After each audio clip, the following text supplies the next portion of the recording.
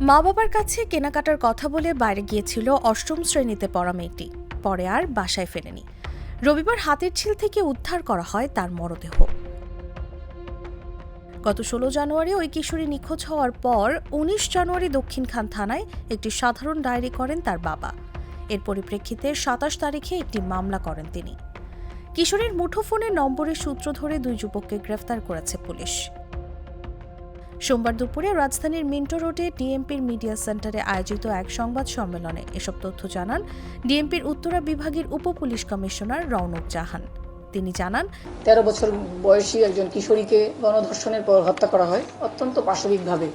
সেই ঘটনাটা শুরু হয় তার নিখোঁজের মাধ্যমে, যেটা তার বাবা গত 16 জানুয়ারি আমাদেরকে অবহিত করেন, থানায় একটা জিডি করেন এবং সেই জিডির প্রেক্ষিতে আমাদের যে সাব ইন্সপেক্টর আছেন মেহেদি এবং আমার অফিসার ইনচার্জ এবং এসি, তারা একটা টিম গঠন করে এবং টিম গঠন করে সেখানকার যে মোবাইল কমিউনিকেশনের সূত্র ধরে আসলে আমরা একজন আসামিকে প্রথমে চিহ্নিত করা হয়, সেখান থেকে দ্বিতীয় আসামিকে চিহ্নিত করা হয় এবং এদেরকে গ্রেফতার করার পর ওদের দেখানো তথ্য মতেই গতকাল সকালবেলায় হাতিরঝিল এলাকা থেকে ওই কিশোরীর অর্ধগলিত লাশ আমরা উদ্ধার করি এবং তাদের জিজ্ঞাসাবাদের ফলে তাদের রিমান্ডের মাধ্যমেই আমরা তাদের কাছ থেকে তথ্য পাই এবং তারা সম্পূর্ণ ঘটনাটা ব্যাখ্যা করে। তার 5 জন মিলে কিভাবে তাকে ধর্ষণ করে অত্যন্ত পাশবিক নির্মমভাবে হত্যা করে সেই হত্যাকাণ্ডের বর্ণনা তারা দেয়।